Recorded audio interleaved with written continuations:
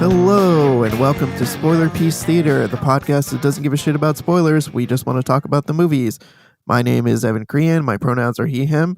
I'm co-chair of the Boston Online Film Critics Association, co-author of 80s Movie Guide to Better Living, and co-host of the It's the Pictures podcast.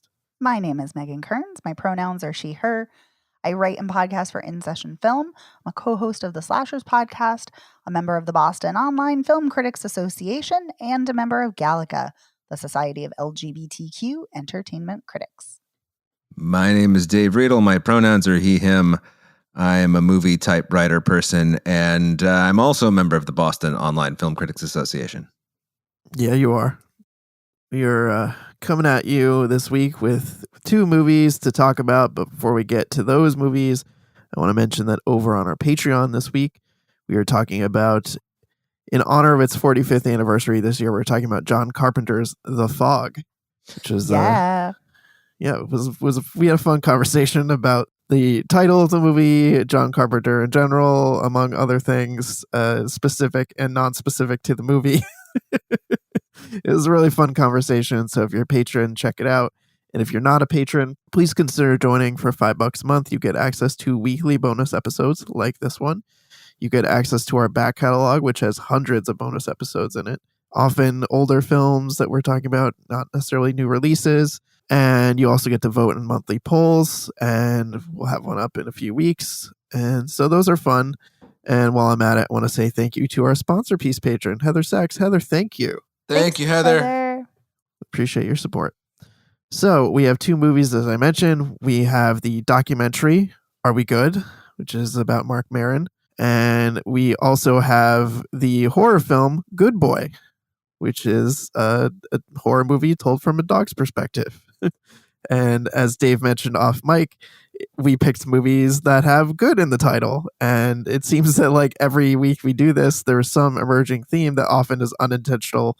And that apparently is at least one thing that these movies have in common is the title. The title, they both have the word good. So we're going to start with Are We Good?, which is, I mentioned, a documentary about Marc Maron.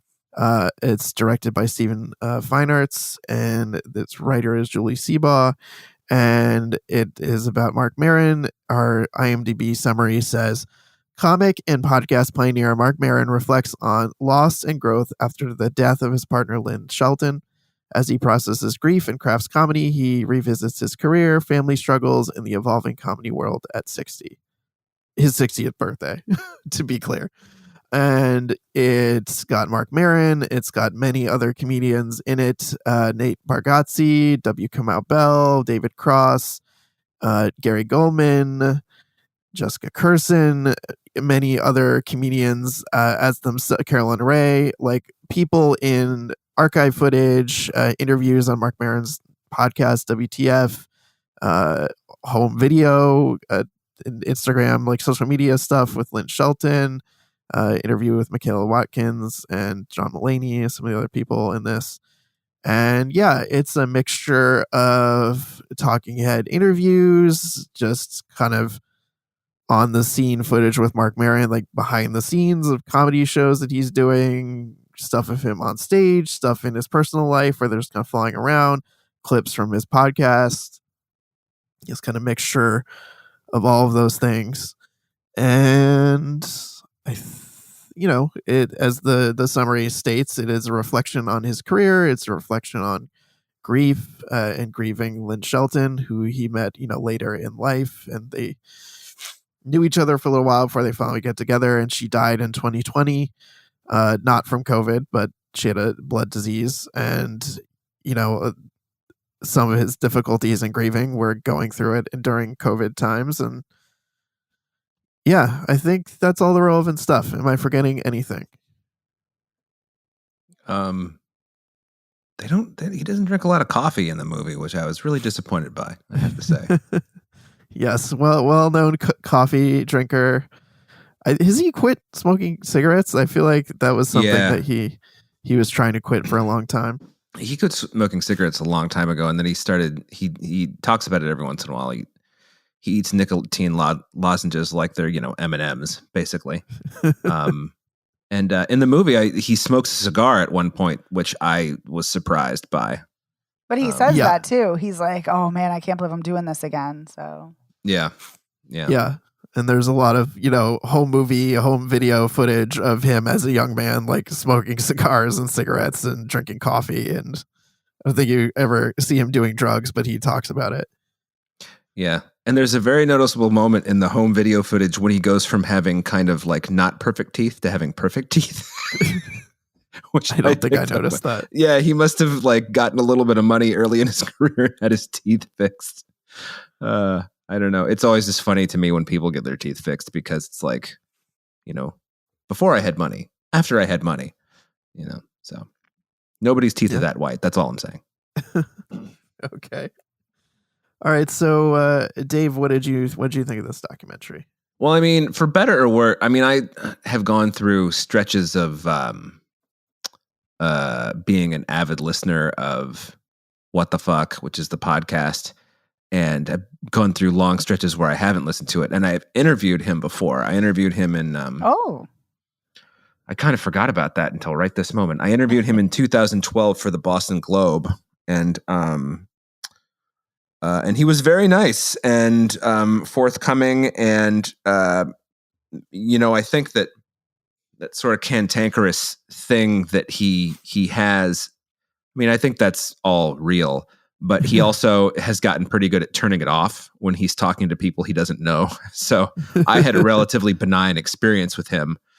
He was, I got, I think, a little extra juice because, he went to college in Boston and he started doing stand-up in Boston. So when I told him I was interviewing him for the Globe, he was, extra peppy at the top. And I think that he's just kind of had a fascinating career, been on the verge of comedy death so many times and reinvented himself. And I think he's become a much better comedian. I mean, everybody should presumably get better at their craft over time, but he's noticeably a better comedian now than he was, even 10 years ago, because I've seen him live 3 or 4 times now. I did not expect this documentary to focus so much on the grieving process for Lynn Shelton, who was a really talented filmmaker. But one of the nice things to see is in the few bits of footage you get when the two of them are together. He always says that he's like the worst boyfriend, the worst husband, whatever. But to see her just sort of like actively like him, and to see him actively like her, that like they just were like good friends in addition to being partners. It was just kind of heartening in a way, because I feel like, I spent a lot of time on Am I the Asshole on Reddit? And all you see are these couples who just fucking hate each other talking about shit that the other one did. And it's like, why don't you two just split up? Because, I mean, I know you're married and you have 2 kids, but like, you fucking hate each other, So it was just nice to see a relationship that wasn't a bunch of screaming. And he's always been really good at, being fairly open about what's going on in his personal life. Unfortunately, I know a lot of this stuff just because I've followed him on and off for so long. I don't really think, except for sort of the depths of his grieving process, I don't really think I got anything that I didn't know. And I don't know if this documentary is particularly, I mean, I would be more interested to hear what somebody who doesn't know his body of work so well. Because to me, it's just kind of like, it's fine, but is it groundbreaking? I don't know. I mean, I don't think so, but fuck, you tell me. What about you, Megan? Well, I am someone who is familiar with him, but not as familiar with his body of work as you are, Dave. So perhaps I am a perspective that you're interested in hearing from in that regard. But I agree with you. I like Marc Maron, and because weirdly, my introduction to him was when he was a guest years ago on Watch What Happens Live on Bravo. And that just makes me laugh. He was unhinged on that, which is great. And some people flourish on that show, and some people do not because they don't realize what kind of a show it is and how absurd and ridiculous it is. And he was angry but great. Like, he was so funny. And so that was my introduction to him. And so, but I'm not super familiar with a lot of his work. I don't listen to his show, even though I have listened to it. I don't listen regularly.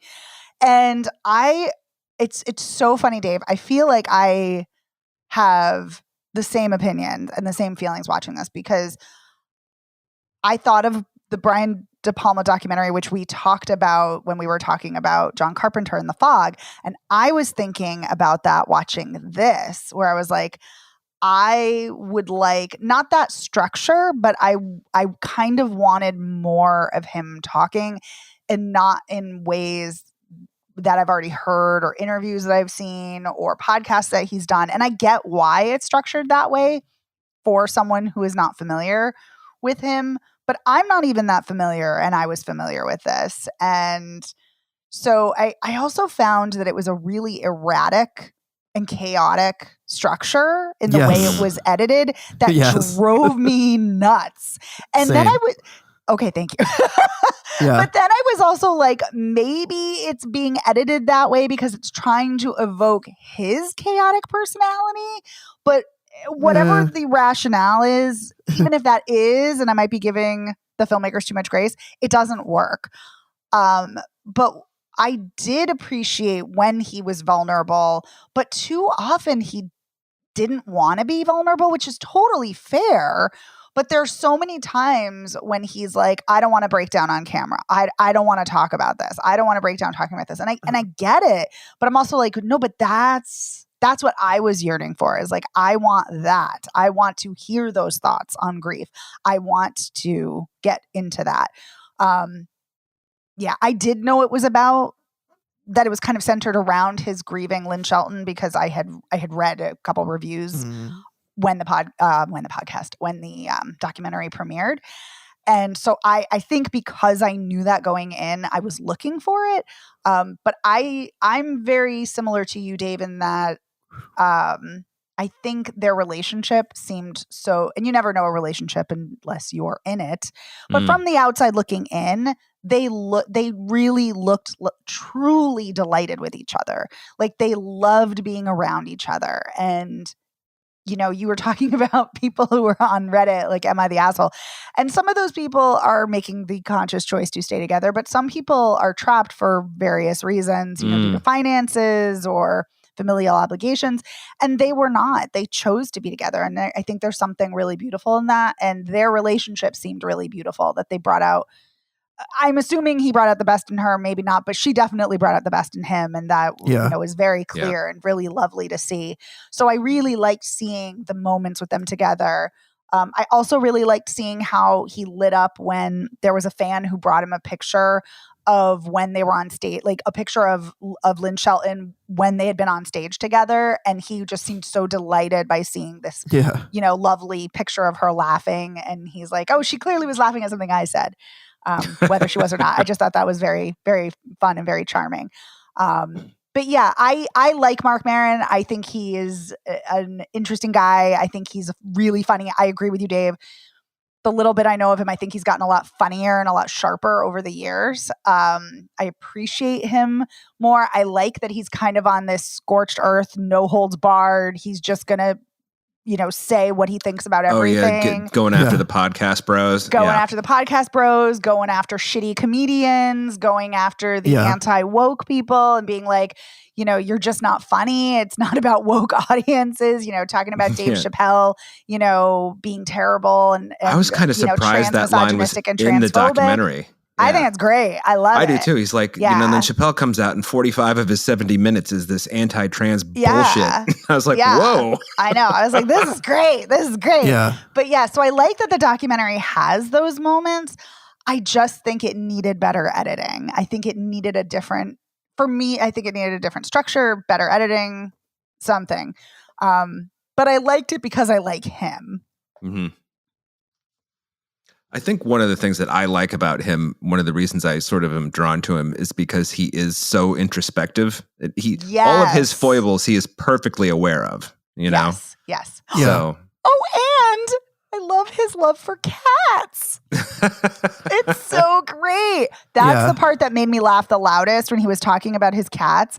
And he was like, I kept wondering why I got these weird cats who were tweaking all the time and freaking out and anxious. And I was like, oh my God, it's me. It's not them. And I'm like, yes. Anyway, it was very funny. And I love his love for cats.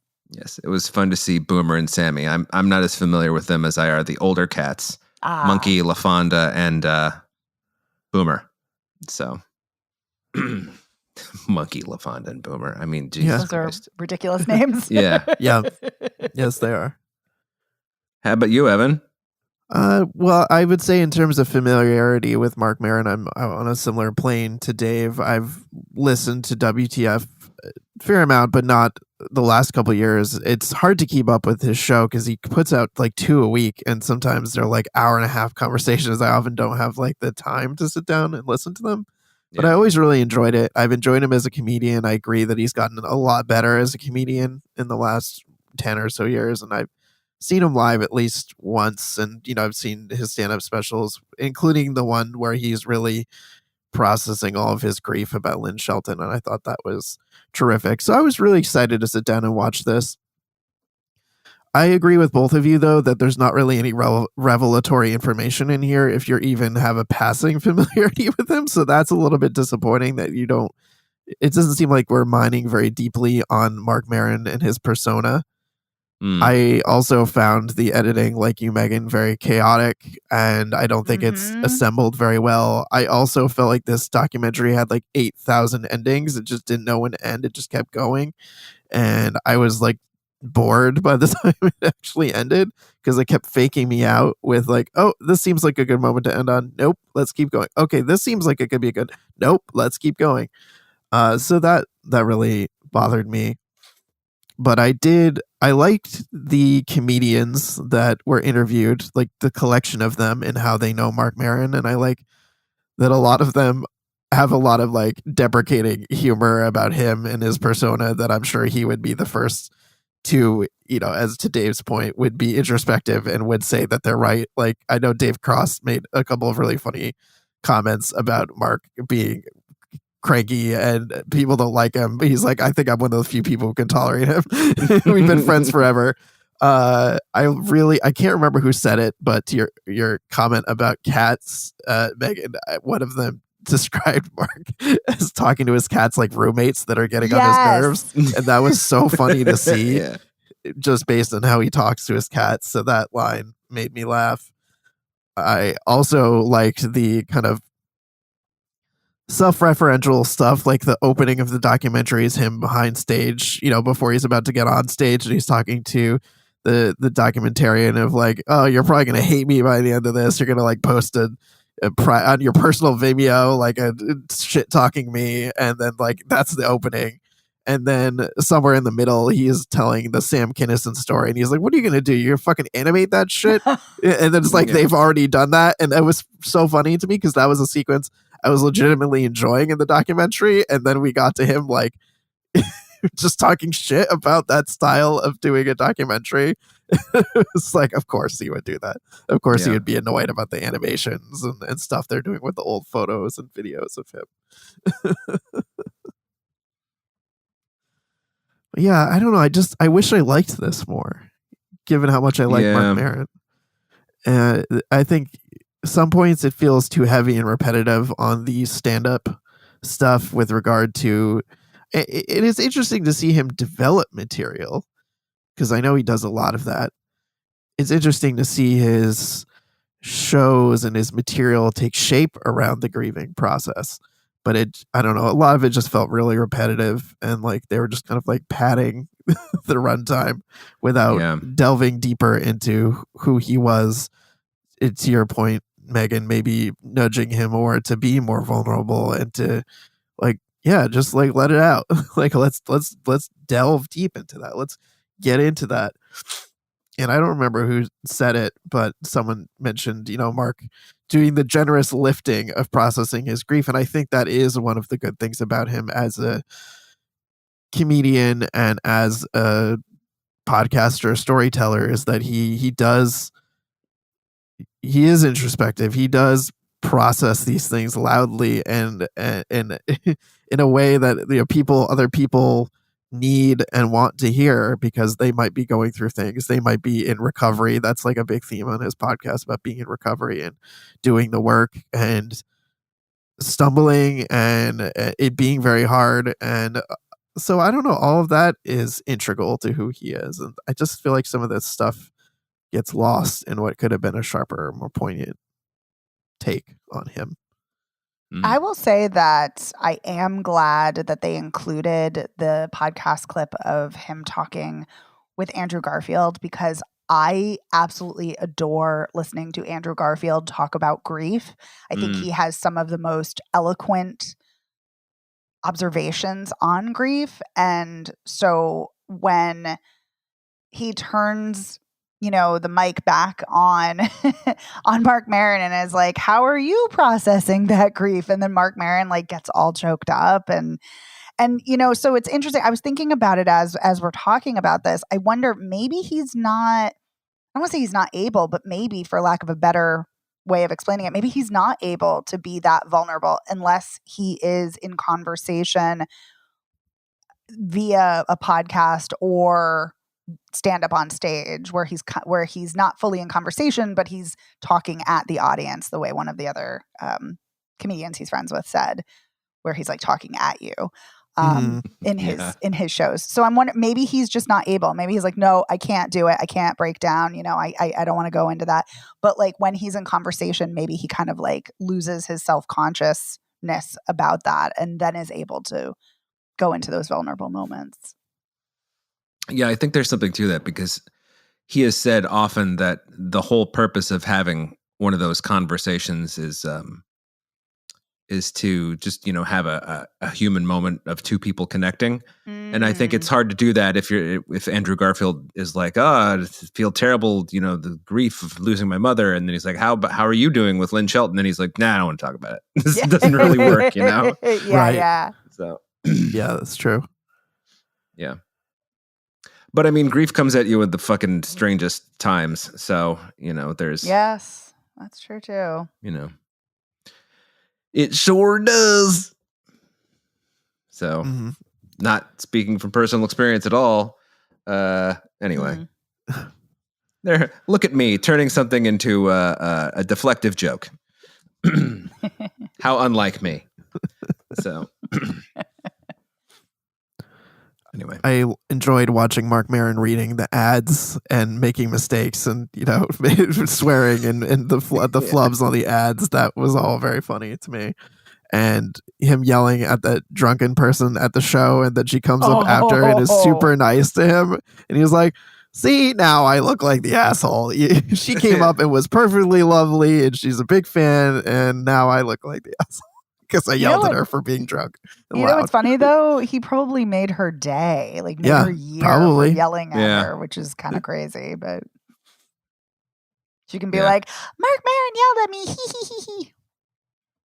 Yeah, the one time a comedian really talked to me, I wanted to murder him, but that's all right. Oh.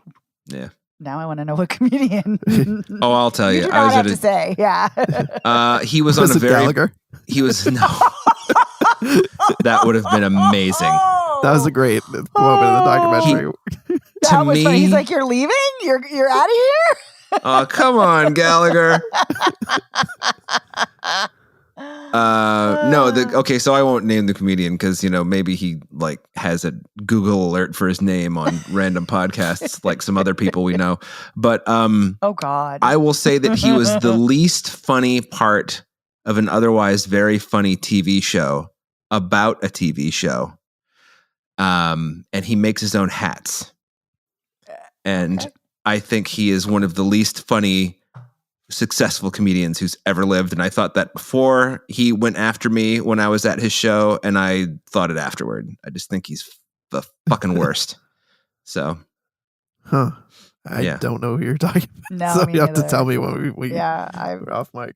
Yeah. Okay. Were you heckling him? I'm assuming you were. I was not. I was not. Like, I can't imagine you being a heckler. Joan and I got to the show kind of late, and so we were stuck in the front row. And I have, as much as I love seeing stand-up comedians, I know better than to sit in the front row. And there were like, the only other seats were left together were those two, and everything else was like a single seat at different. And I was like, well, I'm not going to like not sit with my wife. Yeah. And so, didn't work out, but at least Gary Goldman was at that show at that show too. So that was nice. And he's in the documentary too. Yeah. Nice. Yeah. And John Mulaney was there that night, and it was a big night. Everybody did like 10 or 15 minutes. It was at the comedy. It was before most of them were big, except for this guy. So interesting. We love Gary Goldman. Wish he was in this documentary more than just, the interview footage, but still glad to see him. Yeah. And I did enjoy John Mulaney's descriptions of Marc Maron. I don't remember exactly what he said, but I was laughing when he was like, yeah, it's his job to like wear cool boots and like cool shit and not like lame shit and talk shit about people who like lame shit. Yeah. There's always got to be that guy who stays that guy or something like that. Yeah. Yeah. I think, was it Sam Cedar who was just like, yes, I'll answer all of your questions about Marc Maron while I'm talking about myself. Something like that. A lot of these, I loved how Caroline Rhea in the closing credits was like, I knew Mark in Boston, we hated each other and we couldn't stop making out in the back of his car. Yeah, that cracked me up. So I thought that was really funny. So, I mean, it had some good things in it. There you go. Yeah. Yes, it did. It did have some good things. So are we good? I did like that they commented on that, how he uses that as a conversation ender, and it very much is representative of who he is as a person, especially those like early WTF episodes where it felt like he was really just like using it as a forum to litigate personal issues. Oh man, personal issues. Like, are we good? Like now we've like worked out our shit. Some of those early episodes are painful to listen to, like the two that I can think of at the top of my head, the one he did with Michael Ian Black and the one he did with Amy Poehler. Oh my God. And both of them are like, we worshiped you and you treated us like shit. And he's like, I'm sorry. So anyway. There's something kind of funny about that you mentioning Amy Poehler, because I just think about her newish podcast and saying that the reason she did her podcast is she's like, well, I saw, myriad mediocre white men doing it, so figured I could do it too. Absolutely. Like, oh, love Amy Poehler. Yeah. I mean, you can do a podcast for free. You don't even have to like pay for shit like we do. I mean, when That's I say true. Pay for shit, I mean like Riverside and our editor and things like that. Yes. Equipment, all that. Yeah. All that jazz. Yeah. All right. Any parting thoughts, or should we move on to Good Boy? Yeah, we're good. Okay. See what I did there? Very cute. Yeah. Okay. So, Good Boy, as I mentioned, is a horror movie. It's told from a dog's perspective. It is written and directed by Ben Leonberg. Hope I'm pronouncing that correctly. Co-written by Alex Cannon, and it stars Indy, the dog, and also has Shane Jensen and Ariel Friedman. And it wouldn't be an indie horror movie without having Larry Fessenden show up in a cameo appearance. Yep. Yeah. Just cracked me up. Like, of course he's in this. Of course he plays the Todd's dead grandpa who died in this house and also like had a bunch of dogs and had some like weird ass shit going on in here. Of course. So I'll read our IMDb summary and then we can jump right in. A loyal dog moves to a rural family home with his owner, only to discover supernatural forces lurking in the shadows. As dark entities threaten his human companion, the brave pup must fight to protect the one he loves most. Yeah, sure. I mean, we know that Todd is sick and he's leaving the city to I don't know, convalesce, I guess. I don't know if he's necessarily thinking he's going to feel better, but I mean, like, I think he knows that he's pretty sick with, it seems, a reasonable suspicion of like something like cancer or something that he's like not addressing. And then like after he gets there, I know he has that, like, he's like coughing up blood and then goes to the hospital and they're like, yeah, you're like way too far gone, dude. Like you're totally like you're terminally ill. You don't have much time left. Well, they say that you're too far gone for the clinical trial. Right. That's true. Yeah. So yeah, he goes there to it was him and his sister Vera. It's their like grandfather's family home in the middle of fucking nowhere, and it's like a really creepy, isolated area where like there's a scene early in the after they get there where they're like walking through like a family cemetery or something like that, and then they come across this weird like hunter guy who's dressed like head to toe with like these creepy fucking looking masks. And he's like there with the dog, and I thought like, oh my god, who's the scary fucking guy? Like, turns out it's the neighbor that he knew since he was like a kid. He's like, oh hey, how's it going? Oh, you're here. I didn't know you were out here. Okay, cool. Here, let me give you my generator because you're gonna need it, which he does end up needing it. And yeah, this movie is one of those like descent into madness and descent into haunting kind of situations where things are just getting like progressively worse and scarier. And it seems like the house maybe has some type of like dark grip on Todd where he's kind of like losing his, I don't know, his I'm trying to think of the right words to describe it, like his sympathy for his dog. Like he becomes a shittier owner like the longer the movie goes on, like to the point where like he even like ties Indy up outside, and like it's like pouring rain and the poor dog is like stuck in the pouring rain, like battling this like weird black swamp goop creature that seems to be around the house and is haunting the house. But yeah, what else, gang? What else am I forgetting to include here? Well, I mean, I think you got the gist of it. It's a pretty short movie. Yeah, that's true. It is like what, an hour and 15 minutes or something? Something it's like that. Yeah. Yeah. Which I respect when movies are like, okay, we know we have at least an hour idea here, but we don't have an hour and a half. And let's just do what we know we can do with the story. But yeah, Megan, what did you think? Oh, I liked this. I think Indy is excellent. As Yes. much as you can say a dog is Excellent an performance. excellent actor. Yeah. Yeah, no, I think Indy is lovely. Indy clearly seems like a very sweet, charismatic dog. Seems like a lovely creature. And I like that it's, even though the whole film is through Indy's point of view, like everything is shot at a lower level where Indy would see. It's not done through like first point of view where it's through Indy's eyes, but we see what Indy sees and we see Indy in the shots. And this is a really tense film.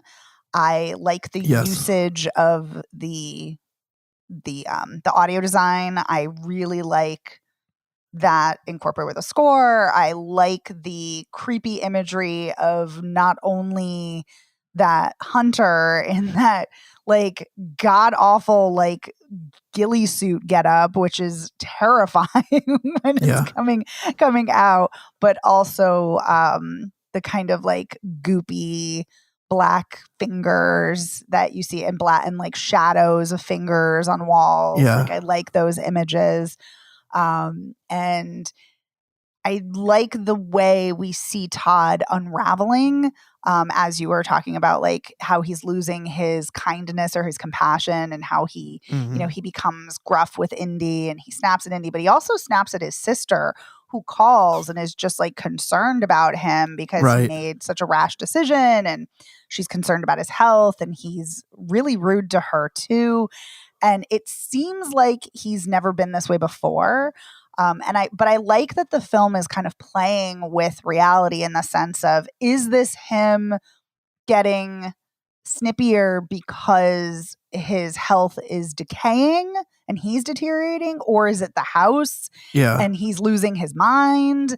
You know, what is it? And I like that the film plays with that for a while, and toys with the audience in that way. But yeah, I really like this. I like when a film tells a story and does it well through the perspective of an animal. It's not always done, where it's just an animal and not like some kind of voiceover or an animated film. But this reminded me of the donkey film EO, which is told all through the point of view of a donkey. And it's a very disturbing ending, but a very powerful film. It reminded me of the film White God, which is, again, told from the point of view of a dog. Also, The Hills Have Eyes Part 2 has an incredible dog flashback, which is one of the greatest things I've ever seen in my life. It's absurd. But yeah, I really liked this. I was excited to see this. I've been excited for about a year since I read about this. And I was glad I finally got to see it, and I liked it. I thought it was a solid film. Nice. What about you, Dave?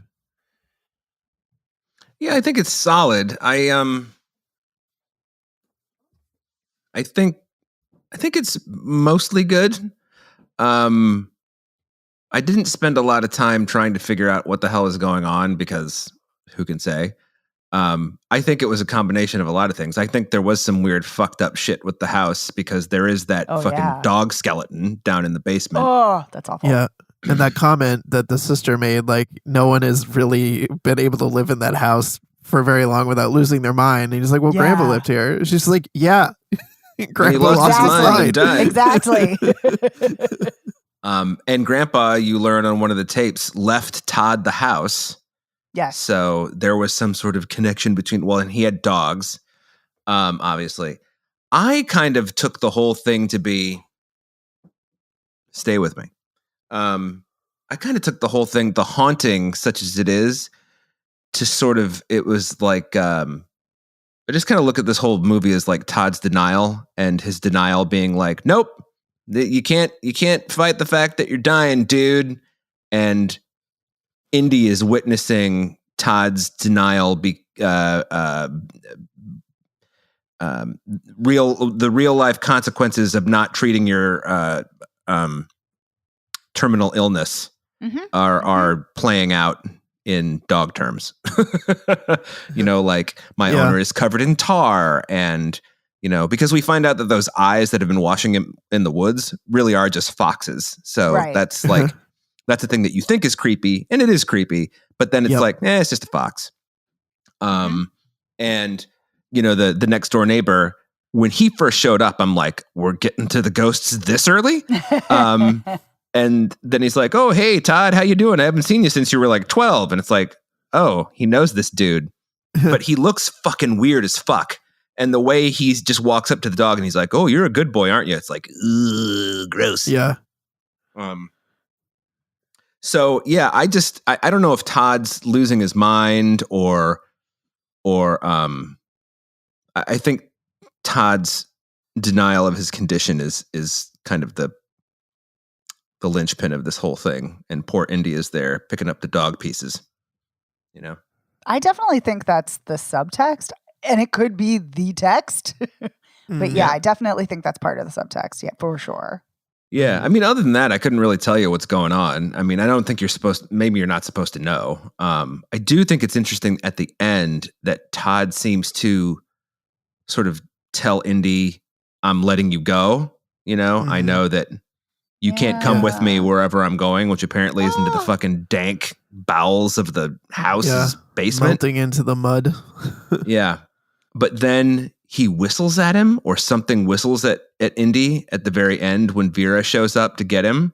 Yeah. And I like that Indy makes the choice to be like, no, I'm going to go with the nice one now. Like you're not you told me to stay here and I stayed here, and now she's here for me, Mm-hmm. So I'm getting choked up just thinking about that ending again. It made me cry. Poor Indy. Losing his best friend. Yeah. I wondered if it was going to be like super dark and Indy was going to like just either trot into the background or the movie was going to like fade to black before he ran up the stairs. Oh, and I was like, I don't think this movie would do that. This movie likes this dog too much. No. Yeah, it wouldn't do it. I mean, this is the director's own dog that he put in the movie. Yes, it is. And, we obviously have spoiled the ending, so listeners, that the dog does not die.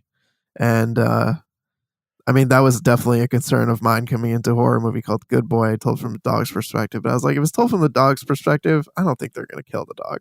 Then finding out, I was like, oh, it's the director's dog. Like, yeah, he definitely wasn't going to kill his dog in a movie. I would be the same way. But yeah, I liked this a lot.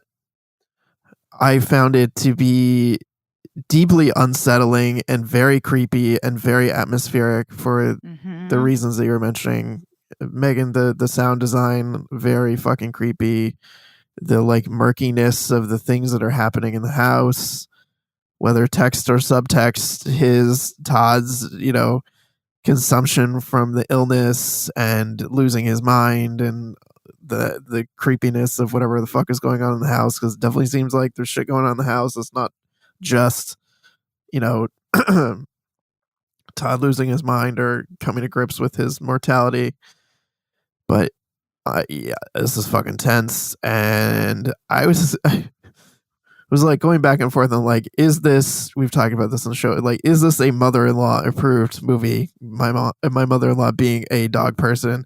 I'm like, I think she would have too hard a time watching this. I think like the dog is in peril. In like, even if you like in the back of your mind know that the dog is not going to die, there's some pretty intense scenes where I feel like the dog is like enveloped by this creepy fucking like black creature, is like grabbing it. And especially that scene in the rain, I was super, on edge about. It was like very intense and well done, like so well done. But I feel really like well done, yeah. if you love dogs, like this might be a little intense. That's where I'm coming down on it. Like really good. It had me on the edge of my seat. Deeply creepy, deeply disturbing. Extremely well done from like a storytelling perspective and like camera work and all that stuff. But I was like, whoa, when I finished it, like, whew. Yeah, I had a similar experience to you, Evan, in that rain scene, but also a scene I was not really expecting is before that, when Indy is with Todd, and Todd is so mean and like shoves him away and tells him to get the fuck away from him. And I was like, oh, like I literally had like a visceral reaction to that. I was like, don't be mean to Indy. Yeah, and I remember that part too, because he left Indy like all day long. You like see Indy looking out the window and it just cuts to being nighttime. Yes. And then he comes home and he's like, hasn't fed him any food, hasn't taken him outside, and is like, get the fuck away from me. I'm just like, you literally the worst dog owner ever. But there's other scenes too, like when Indy gets pulled under the bed by Todd. Like Todd is like laying on the floor and he grabs Indy and yanks him under the bed. That was like really scary and startling. There's the dreams that we see Indy having about the other dog, like the dog with the bandana, and like he smells the dog's like bandana under the dresser and then gets like pulled around in there too, like and freaked out. Like all that stuff was super fucking scary to me. I thought it was Indy's scary when the ghost dog showed up in that one dream. I was like, oh, it's the ghost dog. And I was like, oh, wait a minute. There was a moment there where I was thinking like, wait, is everybody dead? Is the dead skeleton dog Indy? I thought that too. And then I also thought, is everybody dead except Indy? I thought that was a possibility. Yeah. There were a few things rattling around. Mm-hmm. Yeah. How did the movie open up? Was it linear? Except for the opening credits when it kind of shows you the background of what's been going on with Todd and Indy. Yeah. It was so Indy he was like on his way to the cabin? No. Or was so already the opening of the film is that like Indy wakes up from like a nap, the phone's ringing, and it's Vera calling Todd, and we look over at Todd and he's like just bleeding from the face and is like clearly having some type of issue. I think that's the incident that caused him to go to the hospital in the very beginning of the movie. And then when he gets out of the hospital, then I think he's like, I got to get the fuck out of here. Right. Okay. I couldn't remember because then Todd has that vision at the end where he sees himself dead in the bed. Yeah. Right. But is he dead or is he not dead? And then he goes into the basement and then the Yeah. tar monster gets him or whatever. I mean, I guess in theory that could have been him. Like, you know, he has no clue what's going on. He's like bleeding out of the head and has imagined all of this. I guess like that could be another read on it. But yeah, I took it to like he was fucked up in the beginning, went to the hospital, and then got out and was like, okay, I'm out of here. I'm leaving the city and like just try something different. Yeah. Well, it's, you know, I mean, it's fairly effective. Yeah, I'd say so. It was the kind of movie I finished and was like, okay, now I need something completely different. I need to go like watch something funny or sweet or just whatever the polar opposite of this is. I needed to go hug my sweet baby. Well, yeah, that too. Yeah. Hug my dog too. Yeah, I don't have any sweet babies except for, you know, bipeds. Your real babies. So, yeah. Yeah. Although, yeah, it was like, Sometimes I just have think fur Ted baby. should be on all fours, but, you know. sometimes I'm surprised he's not. Yeah. Oh, little Ted. He got home from school today and he made himself a bowl of popcorn and Joan called me. She's like, he made me tea. Oh, that's Aw, sweet. That is sweet. That's very nice. He's a good kid when he's not Satan. You know, one or the other. Yeah, I don't want to say I was surprised that this movie made me so emotional because I figured it might because, you know, a dog.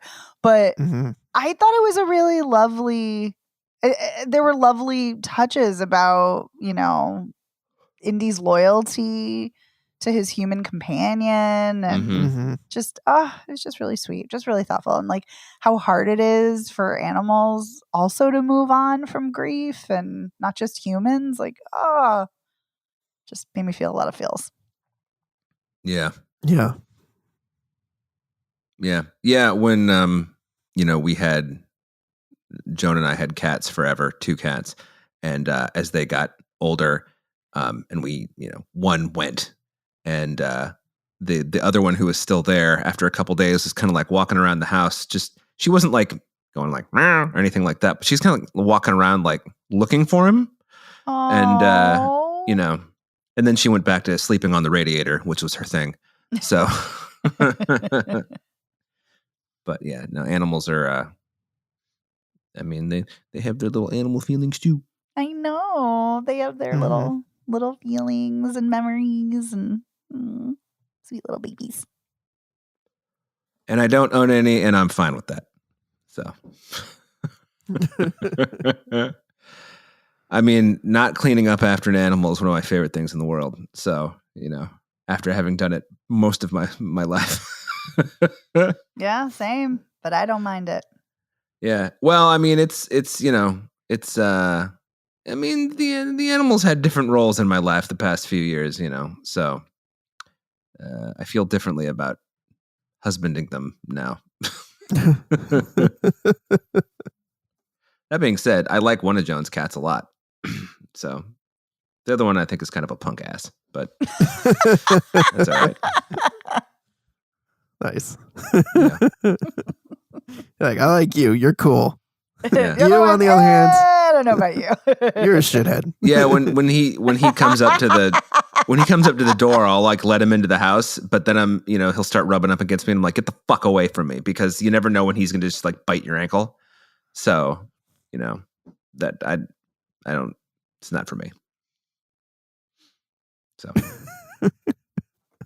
I like my cat's docile, man, you know?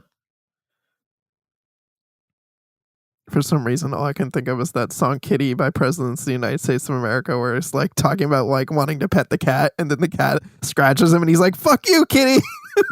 Yeah. The guys who wrote Lump. I wonder where they are now. Yeah, I don't know. Me neither. Any final thoughts on Good Boy? It's good. It's good. It's a solid horror movie. Yeah. You know? and it's mercifully short.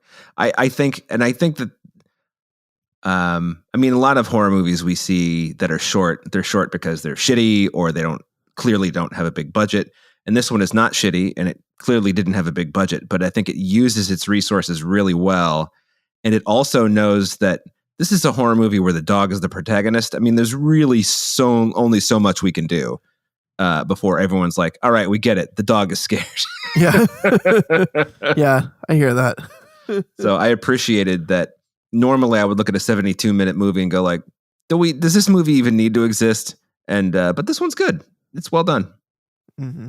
I agree that it's well done. And the last thing I wanted to say was I was reading the production notes and the director's statement, and he was talking about the genesis of the film and how he was inspired by Stephen King's approach to stories, kind of the what if this happens and this happens, and then what if this happens. And I think I found it fascinating that he was inspired to tell this story after watching Poltergeist and being like, what if the dog was the only one who knew that it was haunted? And I'm like, that is a great concept. Yeah, and then he executed it. So yeah. So I like that level of thought and creativity that went into the premise of this. And then it was executed really well, which was great. Oh, yeah. And on that note, I want to point out that not once do you see Indy, the actor dog, look off camera at his owner or his trainer. It's like really well done. I mean, I don't know how many times they had to cut around that or what, but it's really well done. Yeah, you should actually read the production notes because he talks about that in the director's statement. And they filmed, I want to say it was 3 years that they were filming Indy, because he and Carrie Fisher, who is also Indy's human, because they're a couple, and they worked around Indy. Like they would film like when he was napping, and they tried to get his reactions like by doing things. And so they definitely worked around Indy through getting these shots. And then they also did a closed set so Indy could focus more easily. And it's just kind of interesting reading the behind the scenes of how it happened, how this came to be. Yeah. That's cool. Yeah. Mm-hmm. Very cool. Pardon me for yawning. All good. So it sounds like we would all recommend people see Good Boy. Yeah. Whatever. It's a movie about a dog. No. I'm just kidding. Get out of here. Where do we come down on Are We Good? I think it's like if you're interested in Marc Maron but don't know much about him, maybe. But I really think anybody who's followed him, even sort of closely, like, you know, Megan hasn't spent a bunch of time like listening to his show or whatever, but knew a lot of stuff about him. I really don't know who this documentary's for, you know? Yeah. That's a great question. Who is it for? Yeah. Yeah. But I guess if you don't know anything about him, are you interested if you don't know anything about him? I mean, who knows? I don't know. I know some people who watch documentaries not knowing anything about the topic, and then they're like, this sounds interesting. I'll watch it. Yeah. Yeah. Or you can be like Joan and only watch documentaries about Mount Everest and Mormons. So, you know. That is, wow. That was some emotional whiplash there. Yeah. Has no interest in climbing mountains and thinks Mormonism is a cult, but watches documentaries about those two subjects. Wow, interesting. Yeah, very interesting. Yeah. The mountain climbing I get. Yeah. The Mormon I don't get. Although I do watch Real Housewives of Salt Lake City, so there we are. There you go. And a couple of them are Mormons. Nice. I think there'd only be one who wasn't. I mean, no, most of them are not actually. That's interesting. Yeah, a couple of them have left the church. There's a woman who's Jewish. There's another woman who's another religion. Not Baptist, but something. I don't know. Anyway, yeah, only like one actually is a Mormon. It's very, very interesting. One is Greek Orthodox. Anyway. All right. Cool. So yeah, so it's not. It sounds like we're all just kind of like on seeing the Are We Good. I don't know that I would recommend it personally. Yeah, it's not bad. It's just, I don't know. It's just kind of not good. I don't know. It's Yeah. whatever. It's not bad, but it's not good. Yeah, it is whatever. Yeah. All right. Well, that wraps up another episode of Spoiler Piece Theater. We want to say a huge thank you to our editor, Otto Glamour. Otto, thank you for making us sound so good week after week. Thank you, Otto. Thanks, Otto. Yeah, you rock. Let's see. You can find the show anywhere you get podcasts. You can also go to our website, spoilerpiece.com. We're all over social media if you want to get in touch with us. We're Spoiler Piece Theater on Facebook. We are on, let's see, Twitter, Instagram. We are on Threads and Blue Sky. You can track us down there and chat with us.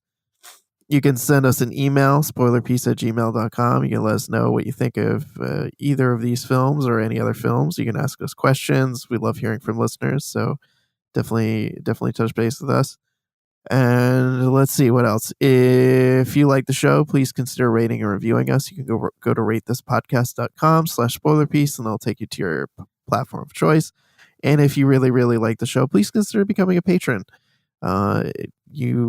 For $5 a month, you can get weekly bonus episodes like the one I mentioned at the top of the episode, where we talked about the John Carpenter film The Fog in honor of its 45th anniversary this year, as well as hundreds of back episodes in that catalog as well, and monthly polls, and it's all for $5 a month. So yeah, definitely consider becoming a patron.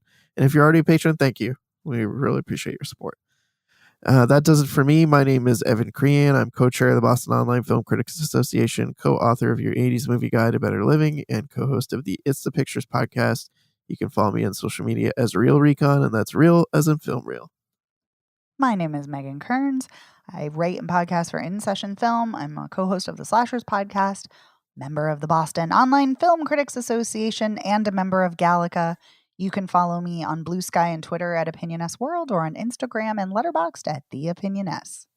And my name is Dave Riedel, member of the Boston Online Film Critics Association.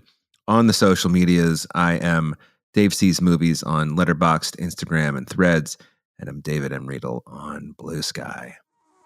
Yeah, you are. Mm-hmm. And we'll see you next week. Bye. Bye.